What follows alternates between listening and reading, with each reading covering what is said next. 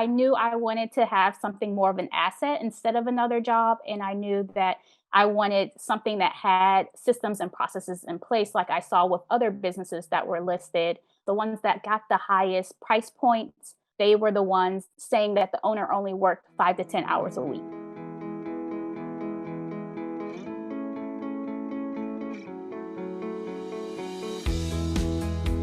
Welcome to Profit and Prosper, a podcast for entrepreneurs who are ready to make some money while doing what they love. On this podcast, we're going to pull back the curtain and talk about all things business and money. But I promise you, this is not your typical boring numbers talk. I'm your host, Sarah Young, a CPA and CFO with over a decade of experience in finance, business, and leadership. I'm going to share everything I've learned from helping my clients grow more profitable businesses and keep more of what they earn while growing my own successful business along the way. You'll feel empowered and confident that you too can grow your wealth, live a rich life, and have an impact. Stick with me and you might even start to think that finance is fun. Let's dive in.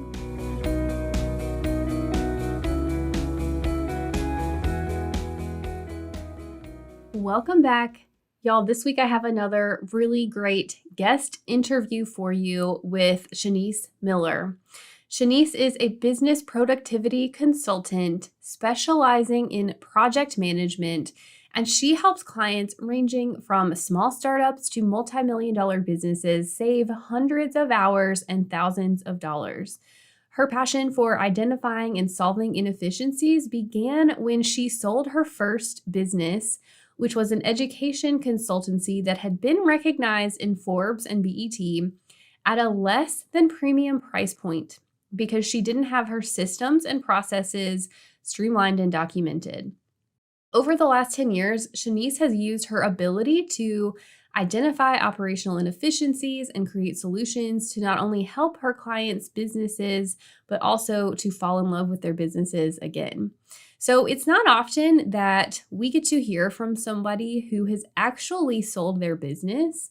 I know people who have sold their businesses, but a lot of them are, retired and don't necessarily want to be here recording podcast interviews. So I was super excited to get Shanice on the podcast to talk about her experience selling her business and how she could have potentially made more money out of selling her business and how she now helps people in their own businesses implement the exact things that would have given her more money in terms of her sales price. So whether you think you want to sell your business or if you just want to be able to step out of running on the day-to-day hamster wheel in your business, this episode is for you. Shanice and I talked about what made her feel like she just had to get out of her first business. She had had enough. And what caused all of that to happen. We talked about her story of selling her business and what things she could have done to get literally 6 figures more from selling it. We talked about the 2 areas you need to focus on to create more profits and to create a business that somebody else can step into. And we even did a totally unplanned mini case study on one of my problem areas that I'm currently experiencing in my business. So I think this will be a really great interview for you. I can't wait for you to listen. Welcome back, y'all, to this week's episode. I'm so excited to talk to Shanice Miller of the Tasley Group about her experience in her business, helping other business owners with operations and productivity and project management, but specifically we are really lucky because she has experience in selling a business. And so we're going to get to hear from her about what that was like and how you might be able to do that in your business and how to get the most money, the most bang for your buck when you do sell. So Shanice, thank you so much for being here. Thank you, Sarah. I'm so excited to chat with you today. I absolutely love your mission of making finance fun. And I just think we have so much in common with our love for finance. Oh, that's so nice. Thank you. I do. I like to make finance fun and approachable. So more women like the ones I work with and like you and like how you work with other women business owners, so we can put more money in our pocket, including selling your business, right? Yeah. So I've had an episode a few weeks back talking about exit strategies. And I think it'll be really interesting to talk about how you get money from that, because that can result, if you structure things the right way, it can result in hundreds of thousands of dollars, in some cases, millions of dollars going into your pocket, right? And Yes. so I'm so excited to talk to you about this. So, first, though, tell us about what you do now in the Taskly group. So now I help business owners to automate their processes, free up their time, scale their businesses, and get a higher price when they go to sell their business. But I didn't really always start like this. What I started off as an educational consultant, and I was trying to do everything in my business. I was the marketer, I was into sales, I was doing the customer service, I was running the Facebook ads, doing the client work, and all of that work just quickly got me burnt out. And I really thought about closing my business. But then I had like this little voice inside of me that just said, hey, try to sell it instead of closing it up and see what happened. So I just quickly listed my business on an online marketplace and I waited. And I got some offers and interest immediately, but those offers were just nowhere near what I thought my business was worth. Wow. So that is a really interesting backstory. And I think it's especially interesting how you have turned that around and have started a new business helping people to do the things that you learned from the first go around. First and foremost, let's just like start with the beginning of what made you, I mean, you touched on it a little bit, but like specifically, what made you decide, like, I have had enough, I can't do this anymore, and I want to get out of my business? I think what a lot of us can relate to this part is usually when you have that one angry customer. Like you could be doing so much good, but then you just have this one customer, and literally, I was helping her out. And once again, this is an educational consulting business. And so I was helping, I was doing a lot of reviews, I was doing the one on one coaching. And at the end of it all, she goes, none of it worked. I want my money back. And I said, well, I told you to do step 1, step 2, step 3, and step 4. Did you do all 4 steps? And she goes, no, I didn't think step 2 and step 3 would work. I only did step 1 and step 4. And I said, we do give people their money back, but you have to do step 1, step 2, step 3, and step 4. And she was so irate, so upset. Oh, it's a scam. And it just really hurts your heart that you put so much energy and effort into helping people. And when they don't want to take the full advice, or when they try to give you the negative reviews, and it's sad, but it overshadows all of the other good reviews and all the other things you've helped people with, because I had literally helped so many people with getting so many different testimonials of how I was helping them. But just, I guess, doing it all just by myself and then getting that one negative review was kind of like the icing on the cake. You were just like, this is not it for me Yes. anymore. Yeah. Well, I know we can all relate to negative feedback. I will be very straightforward and say I am a perfectionist at heart. I am a people pleaser at heart. I do not like negative feedback. And I actually, I've been trying to learn more about just like how our brains work. Right. And I think it's so interesting how you can have 1,000 happy customers and Mhm. then you get that one comment, and like the way that our brains are wired is to like keep you safe from potential threats, and you view that as a threat, and so your brain focuses on that one thing. And it takes a lot of work, I think, to like step back and focus on the good stuff. So I mean, I've worked with a ton of clients who were going through burnout too, and I think when you are, to your point, doing all the things all the time, um you almost have a job, right? Instead of being a business owner. You you That's feel the that other way? part. Yes, I definitely felt like I traded in one job for another job. So I think, from there, so as the backstory, let me make sure I got it all. You were working all the time in your business, doing a ton of hats, got a negative feedback from somebody, and you And were that was the like, you know last what? straw. I don't want to do this. I work with a lot of people who, when I ask them about what are you going to do with your business, a lot of them will say, especially women, will say, I think I'll just kind of shut it down one day. What made you decide to sell? So I think I'm a person who just loves to do a lot of reading and research. So I think I came across a couple of people who had sold their businesses, and I had that idea kind of like in the back of my mind, saying like, maybe this is something an option or so. And I actually thought my initial thought was to shut down the business, but then I decided, let me just throw it up on this website. It's not going to hurt because weighing your options, if I shut it down, I would get no money. But if I at least put it on the website and got a few bucks or something like that, even though because I was planning on shutting it down anyways, then at least I got something for it. So I said, hey, it's to me, my personal perspective is it never hurts but to try. Mhm. And so I just put it on the website to see what was going on. And there were a lot of people who were messaging me. There were people who were trying to give lowball offers, of course. And I did get a lot of traction in that first month that I had it listed.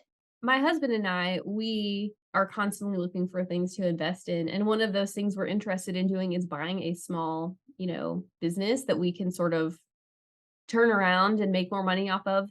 And so for people listening who are like, "Oh, I didn't realize there were sites online you can buy and sell businesses." The ones that come to mind are bizbuysell.com, I think is one. Flippa is another one. I think those are two of the bigger ones. But yes, they're literally it's like a marketplace where people list their businesses on there to sell, So I right? don't think I revealed this to you, but you hit on a nail on the head because after I sold this business, I said, "Oh, I want to buy a business that's established and then sell it as well." Yeah. So I actually bought another established business after that and then sold it. So seeing, that process, that was interesting to come into someone else's business. And yes, those are definitely the two biggest platforms. Flippa, that's what I use to put my company on. I use other marketplaces as well. But Investors Flippa is one of Club. the big ones, yeah. Yeah. I'm like, how much do I want to like put out there for promoting somebody else's business? Mhm. But Empire Flippers, they're another big company as well. I didn't realize that you had bought and sold another one. Yeah. Okay, we're gonna be friends after this. Yeah. Because okay, here's why I say this. I think that a lot of women, especially, I think this idea of selling a business or buying a business feels like something that is reserved for the rich people, right? Or Mhm. for, it's like something that the like old white dudes do, frankly, or that like, the men in like suits who are like all corporate investment banker types that they do, right? But Mhm. that's not true. It's And not, it and it once it may be that, like, they do a lot of those because they tend to have a lot of money, right? And Mhm. that's a whole whole 'nother conversation that we can have probably, but, like, it is available to you too, right? Yes, when I actually listed my company on that online marketplace, I saw just how wide of a range companies were going for. Of course, like they had little websites and things like that, starting from a couple $1,000s all the way up to millions of dollars. But there was a wide range of just different types of websites depending on how much money you want to invest and how much money that company was making, and also there are just a lot of little items like how long has the company been around that would determine how much the price point of the company was, or did they have steady consistent income. There was a wide range, and I think a lot more people could buy companies if they just kind of took a look at what was actually available instead of just assuming it was too much or out of their budget. 100% to all of that. And you can start small, right? Like you don't have to buy one for millions of dollars. Like there's ones listed on these sites that you might be able to pay cash for, right? Yes. You can start small and then build it up and turn around and sell it maybe at a profit Hmm. or keep it and collect the cash flow, right? The options are endless. How do you know you're ready to hire a CFO? How do you know you'll get a return on a big investment like that? I know that you need a CFO when your business gets to be too big and has too many moving parts for you to be able to handle all of your finances. When you don't have a solid financial strategy in place, and you would love to start investing and building your wealth, becoming more of a business owner instead of working a job in your business, but you just don't know where to start and aren't getting enough support from your bookkeeper or tax accountant. I'm on a mission to help more business owners become millionaires and to have more financial power. And we do that by increasing your cash flow and the value of your business, investing in the right things to grow and systematize everything, including paying you a regular CEO salary, of course, and then putting your profits into other assets that will in turn give you even more cash flow and passive income and potentially save you some tax money. Our CFO service is a very hands-on service for quickly growing 6- and 7-figure businesses where you get an integrated finance team, including me as your CFO in your back pocket, all focused on making you more profitable. We'll handle your financial strategy, accounting, and taxes so you can turn your business into a wealth-generating engine. If you are ready to add a CFO to your team, you can read more about what we do at trustyoungco.com/CFO and scroll all the way down to the bottom of the page where you can book a free call with me. I want to revisit this idea of you felt like you had a job in your business. So I've said this a few times on the podcast, on my Instagram, but I think there's a very big difference between being the CEO of your business and wearing all the hats and having an asset, right? And it takes a lot of work to create an asset out of a business. And so an asset, by my definition, is something that produces cash flow for you. And if you want it to be an asset that produces passive income, meaning it produces cash flow independent of your time, right? That takes a lot of work to do, but I would say that's probably a more valuable business. So I'm curious from your experience, both selling your business and then looking at buying other ones, like what impact did that have on what the value that you got out of it by having one that you basically had a job? That thought is actually what led me to purchase that other business that I had. I felt like I had built up my business in a way where I had a job, and maybe if I bought another business, they would have those things in place where it wouldn't be a job and I could actually be in that CEO position.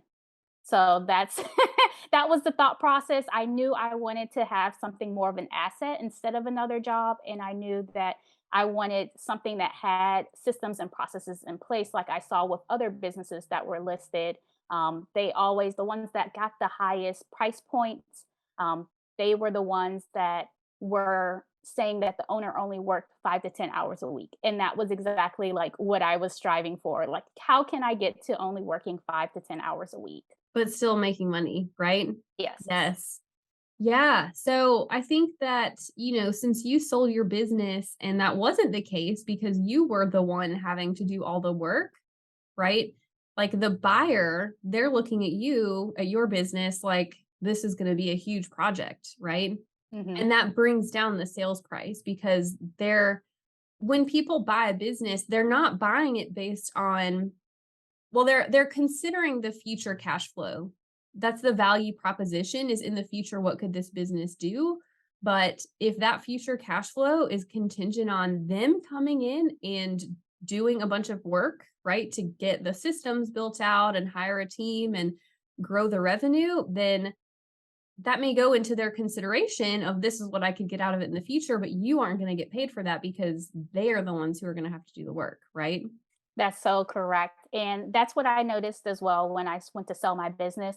I started wondering, like, why was my business only getting these lowball offers? And I started looking through other listings that were listed that had a less monthly profit than what I had, but they were getting higher offers and they were getting selling for a higher amount. And so I was like, what is the difference? So when I looked through those listings, I saw that those listings had systems in place, they had processes, some of them had other employees. Some of them were software as a service, meaning they already had a particular software, a computer program that did the work for them. And all you need to really do was do the marketing or do the customer service. So I noticed that pattern.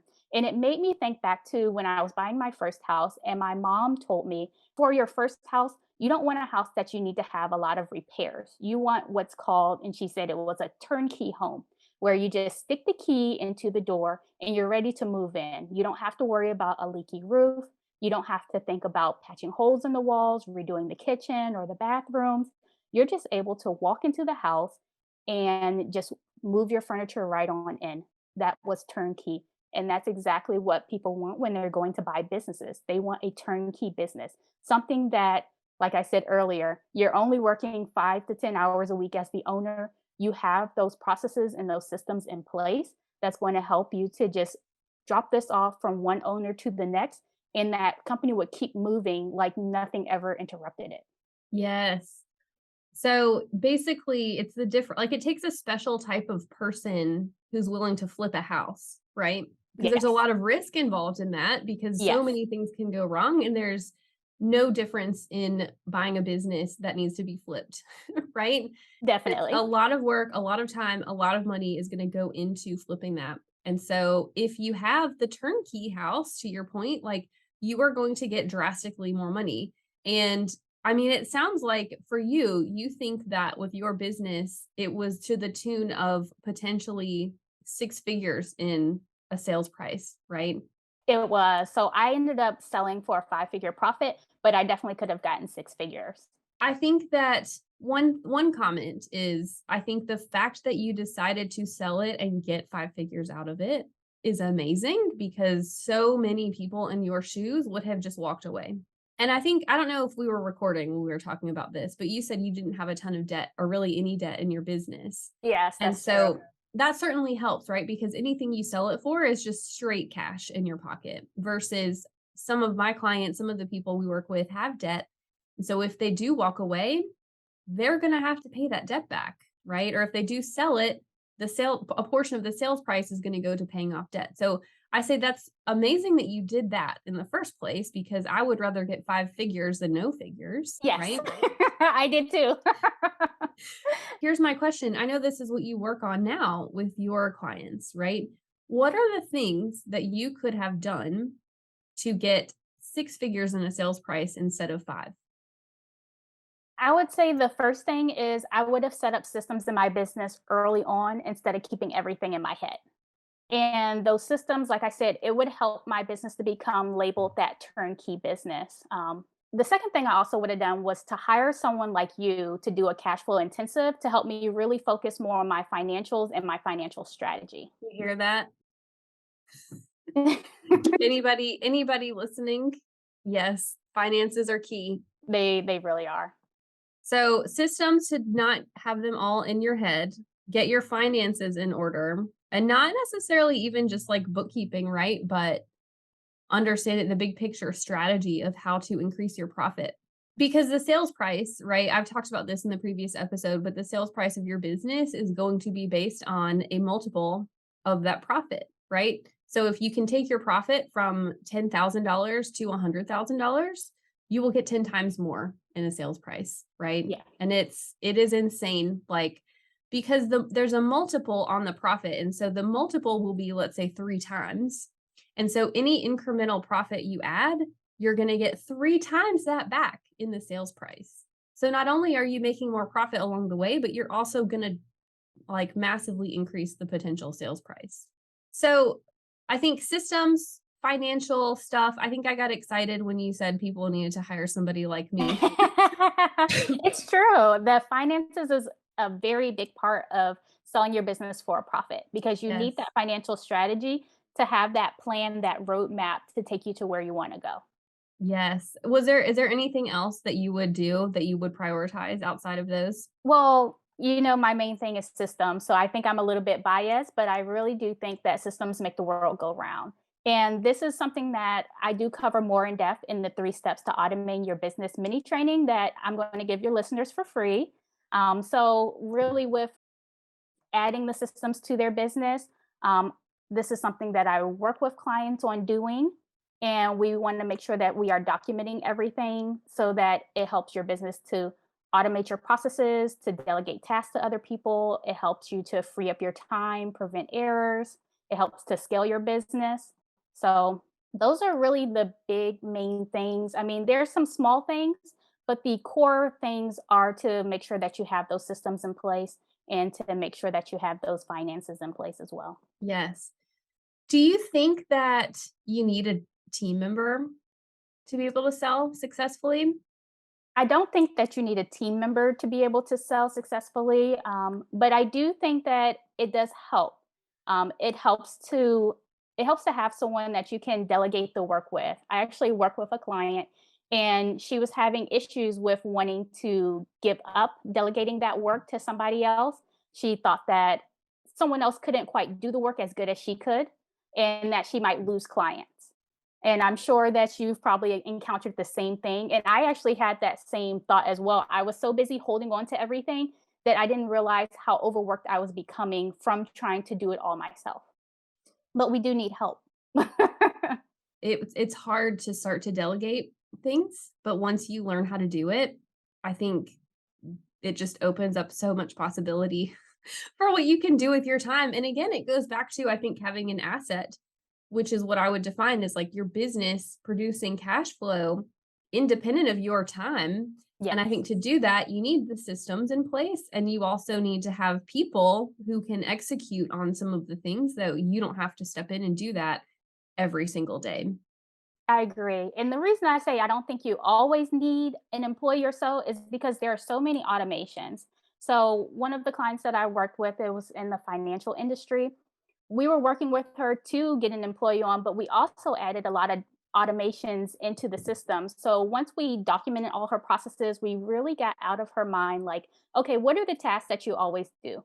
What are the things that you always ask every client that you have? And she could start to see as we were laying all of this out and plugging it into our tool, that she was doing the same things with each client. And if she felt like once we got her comfortable enough that she saw all of her things were written like in a checklist form, and that could be handed off to somebody else. And if they checked off that they did each one of those tasks, then she was more comfortable saying, okay, this person is able to do the same things that I can do. And that helped her to release some of that control. And then we added an automation for her to be able to get an alert to review before it went out to the client. So then she could feel even more comfortable. And then we added a dashboard onto everything so that she could have that oversight without micromanaging the employee to see where they were, if they were getting stuck on anything, if something was going to be late, so that she can still give those clients that value and deliver them that same quality of work that she had. But then she would feel more comfortable with letting go of those things.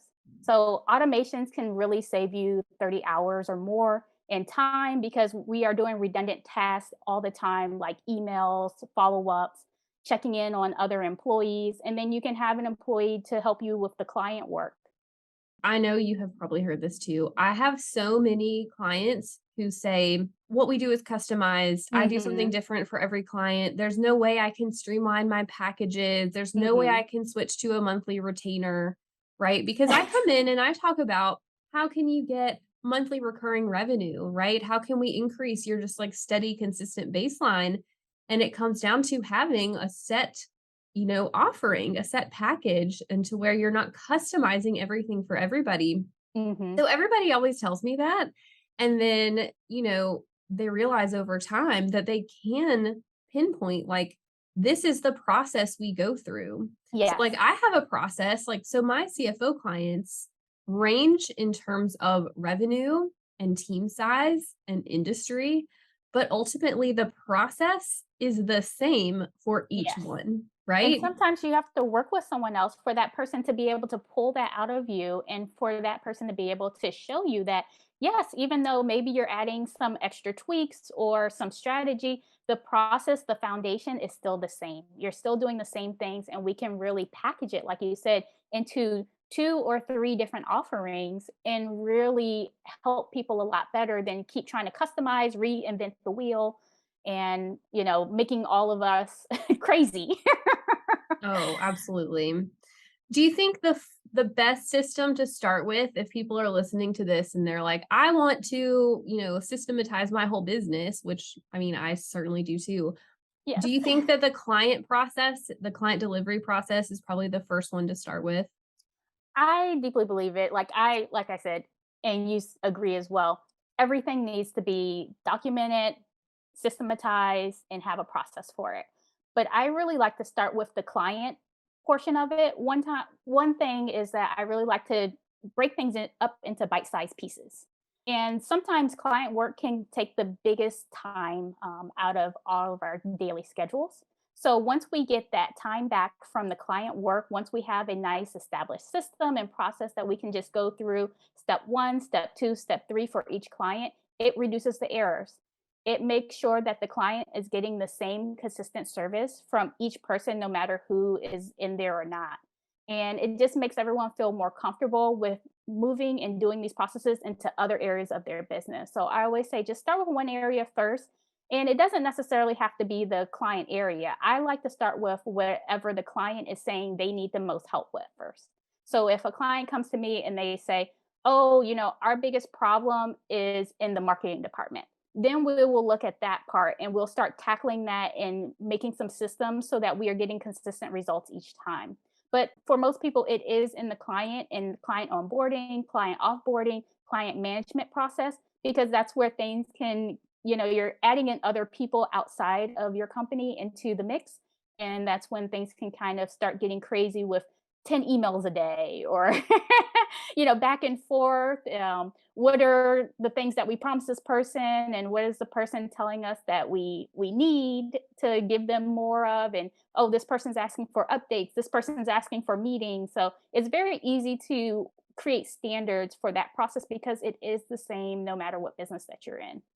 That's what I wanted to ask about was the marketing process. So for me, I had to go through that process probably a year and a half ago or so to streamline the client delivery process because that was where the bulk of my time was going. This was back when I was still solopreneur. Mhm. And doing that enabled me to not only serve our clients better, but start to bring on a higher level client and still maintain a high level of service, but then also to hire team members, right? Yeah. So now I have two part-time bookkeepers and a full-time CPA on my staff who handle the back end accounting for my business. And I'm in the process of hiring a tax person also. And so something I've done, because I've handled the tax work, something I have done as I do my daily tasks is writing down like what are the specific things I am doing related to tax work.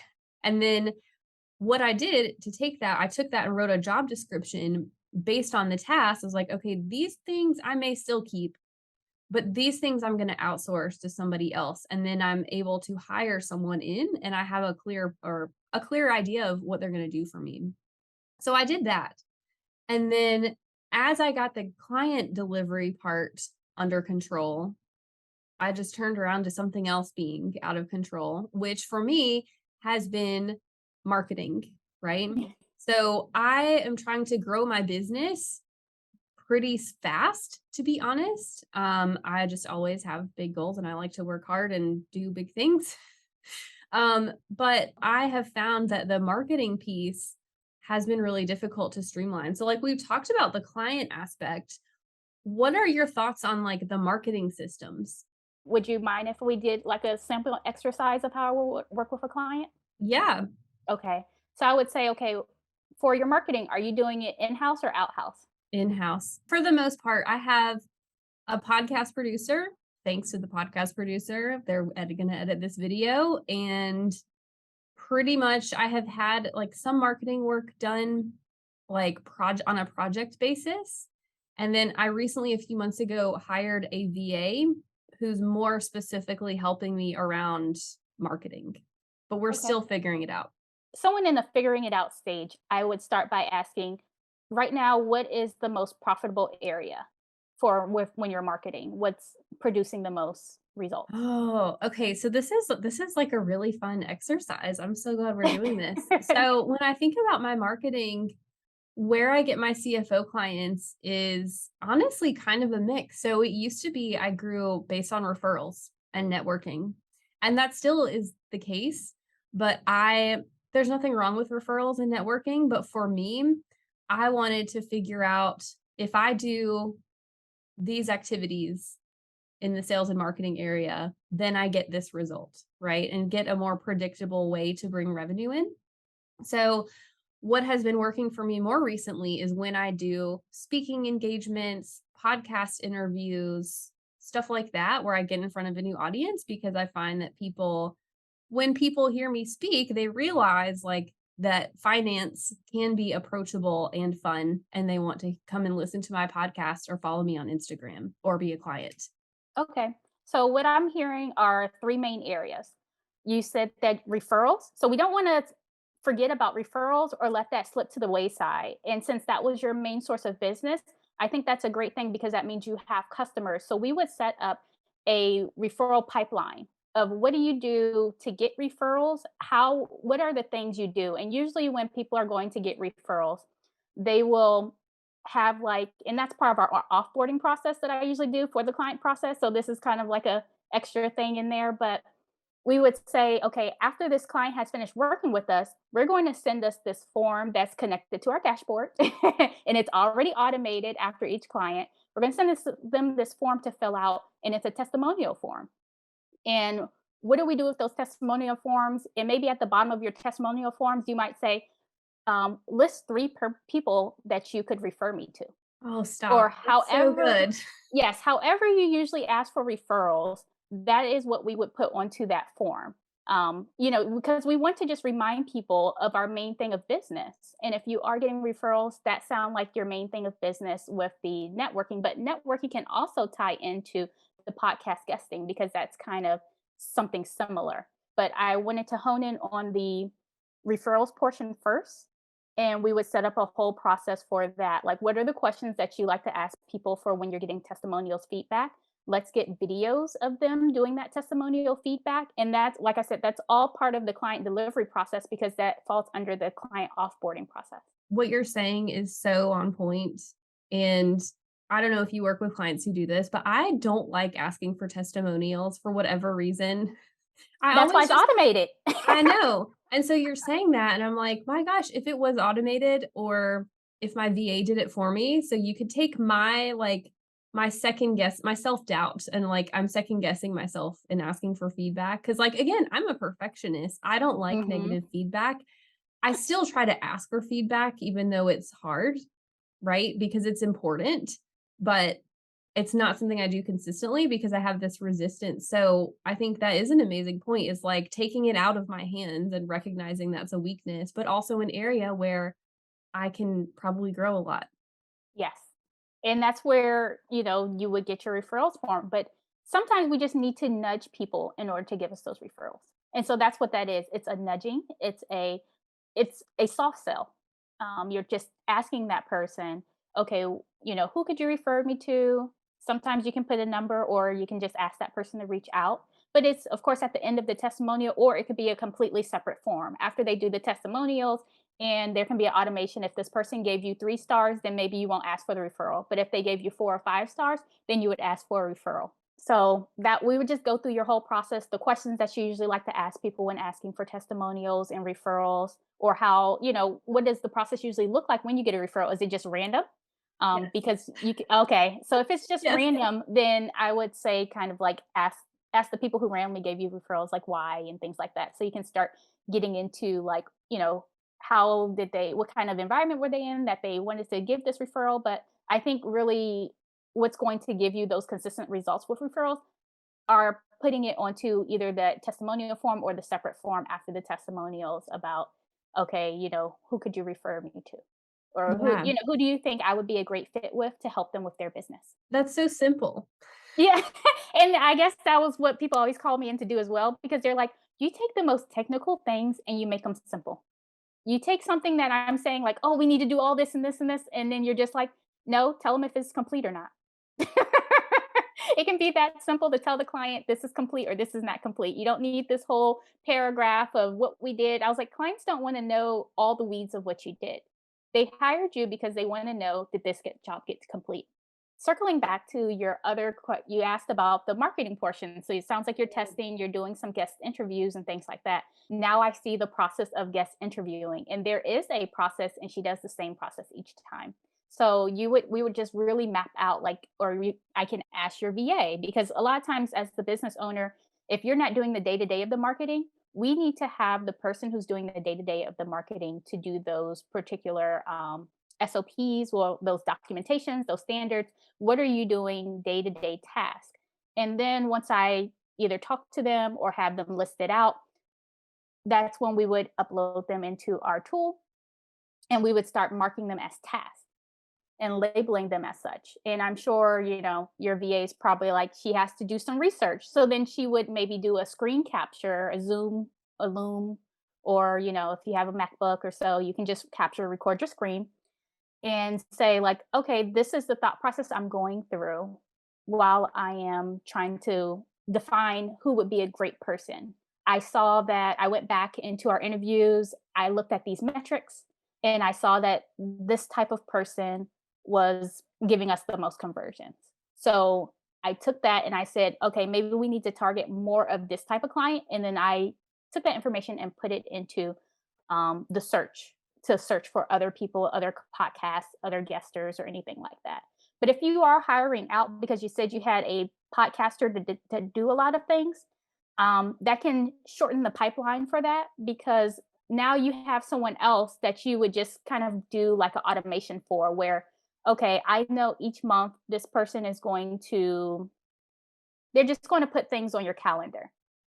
And so you know that maybe I just need to update and block off my calendar so that they are synced and matched.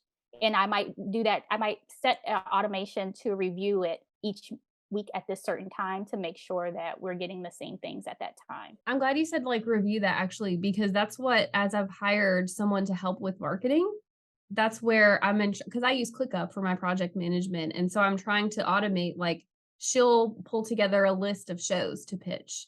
And then I go through and review the list and make sure I like the show. I feel like it's a good target, a good fit, and I like the topic, right? And so Mhm. automating that, but like managing my ClickUp, I mean, it just gets to be crazy sometimes because I have so many tasks to do. So yeah, I think just like documenting that and then like formalizing the process and Mhm. sort of like in my mind, bringing this back to like the original thing. Like this might sound like it's totally unrelated to potentially selling your business, but it's really not, It's right? not. Because a successful business, I know as a business owner, I know how to get clients, right? Or I should know. And so I should know if I do this for my referrals, which I'm Mhm. not, I'm clearly not doing well. So, Well, it's an area for improvement, and we yes, just helped you with yes. that. So I know if I do this to get testimonials and this to get referrals, and if I do this process to go, podcast pitching, and then like if I do this process for batching my content, maybe for the podcast and Instagram and all the places that we do that, then I have a repeatable system to bring clients in that Correct. someone else, maybe not for the podcast interviews, but I mean, maybe they could, but someone else could step into my shoes and execute on that process. And, Exactly. and so it is all related and it's all important. And even if you don't want to sell, doing this with your marketing systems, I think will help you to be able to like bring on team members. So you're not responsible for the sales machine always, Increase your right? profits. Actually had a client who emailed me the other day and who was like, I think she is a year and a half or so into being full-time in her business. And she said, we're just dead sales wise, like nothing coming in. It's almost like when I started my business, I feel like we're that slow. And then I said, well, what were you doing Mhm. months ago? She's like, well, I was so busy. I was training a team member. I was pretty much just keeping up with Instagram. And I was like, that's it, right? You Yeah. got to figure out like what are the activities that you have to do consistently to keep your sales pipeline going. And Yes. so that goes for you just having a profitable business, but also selling it one day. So And love those that. systems help you to so that you don't have that error of forgetting, I used to do this and that's what was giving me the leads to make the sales. Now it's like, okay, this is already inputted and it's telling me, alerting me each day this week, you need to be doing this so that I don't forget in the midst of all the little things. Because sometimes we get caught in the weeds of minute details and things that don't move the needle forward. Like, sometimes just trying to draft out content or whatever, and we miss and forget and let it fall through the cracks of the things that really are the money makers in our business. Yes. Yes. Like asking for referrals and testimonials, right? That's so funny. Is there anything else you would tell somebody listening who is considering potentially selling their business, or maybe they're just on board with this idea of like becoming more of a business owner instead of having a job? Ah, that's a loaded question. I don't wanna get into a whole 'nother rabbit hole, but, one of my educational consulting business was a personal branded business. So I would also say that if you were to go sell your business, take off a lot of you would have to switch that over to a more generic branding and not your personal branding in order to get the highest profits. That is Um a really good point. Because so many of us, we start off having a personal brand. I mean, I still do, right? Like my business is literally called Young& and Co. Luckily, it wasn't my name, but my face, I was, that main person of the business. My face was all over it. But when you go, that's something that you have to schedule to start swapping out. And you have those customers in the pipeline. So you don't have to be that front for face anymore. You can just be on the about section. But it's that slow moving away from, you being the face and the brand to now you being the CEO. Yeah. I mean, I'm assuming you think that's important because someone buying your business, if your face is all over it, and then it's like a sudden shift to somebody Mhm. else's face, that's going to be hard for them to step into your shoes, right? Well, it is hard. I spoke to other business owners as well, and when working with clients, and they told me that, when they maybe sold a different business, it was a little bit harder and people wanted them to stay on board longer after the business was sold so that all the clients wouldn't lose because they were the brand of the business. Mm, that's a good point. In your business, in the educational business, did you have to stay on for a while after? No, so the person who purchased my business was in the educational realm as well. But we did have a clause in the contract where he was supposed to phase out some of my like face on the main page and kind of redo those things. And I mean, luckily, I had some materials that didn't have my face, but it still had the branding on it. But without, I'm not a big stickler, so I know my branding is still a little bit somewhere on that about me page. but, but it's like when you go to sell a business, you kind of don't want that either because in that person's realm, you don't know if they're going to do something good or not good with the business, and you don't want your face to still look like you are the owner of that business. You want to be Yeah. able to transition out eventually.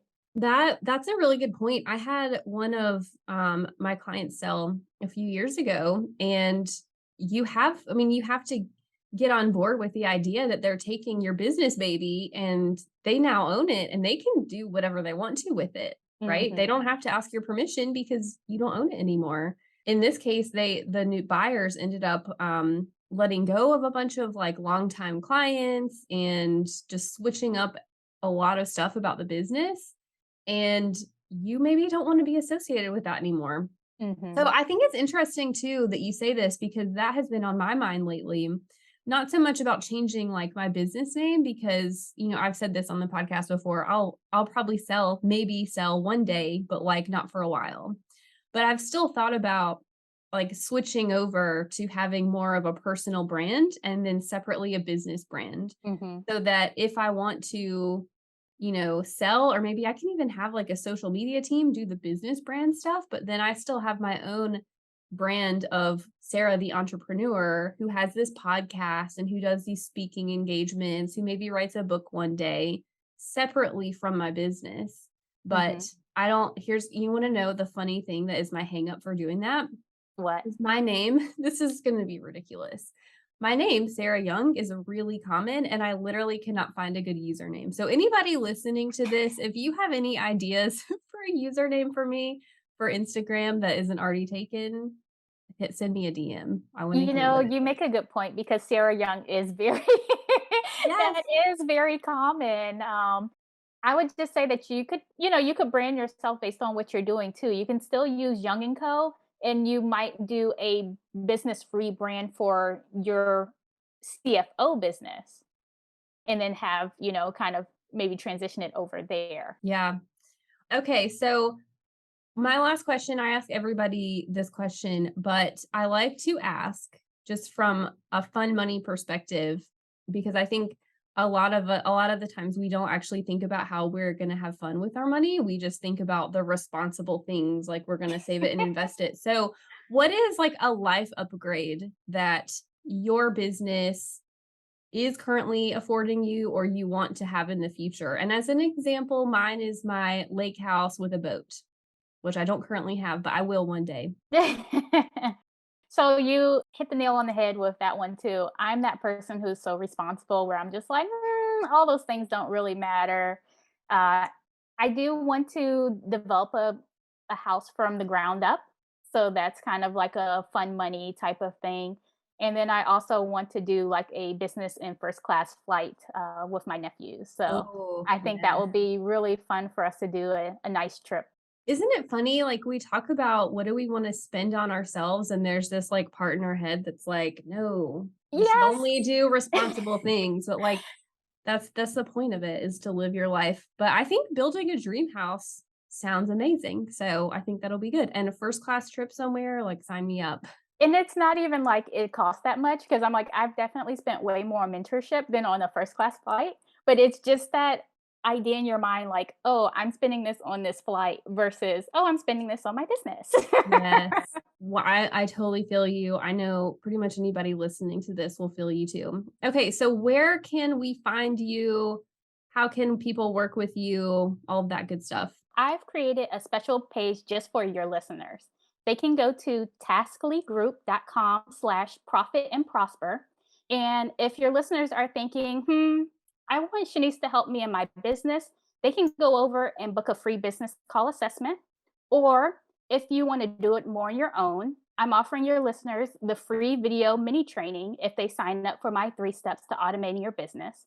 And for anyone who would love to connect with me on LinkedIn, you can go to my website as well, tasklygroup.com/profit and prosper, and you will see my LinkedIn button at the bottom. Love it. So we'll put the link for that in the show notes for sure. And I just want to say thank you. I feel like it's hard to get a behind the scenes of somebody who has actually sold their business. And I love that you are now taking what you have learned and are helping other people so that they can increase their profits and sell it hopefully for millions of dollars one day. So thank you Thank for coming on.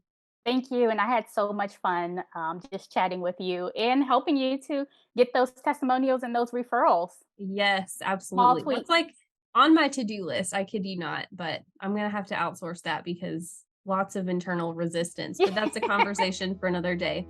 All right. Thank you. And I'll see everybody back here next week.